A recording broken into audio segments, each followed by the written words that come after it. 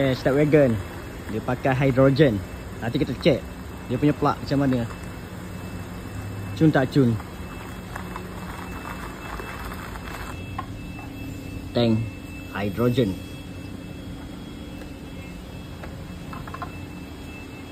Start wagon.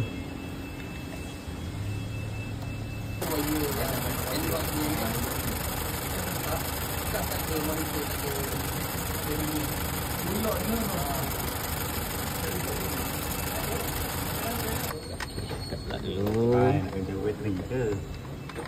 Okay, start wagon. Dah tukar plug. Plug dia ni pakai hydrogen kan. Sama juga carbon ni juga. So dah tukar iridium. Dah tukar iridium. Exhaust.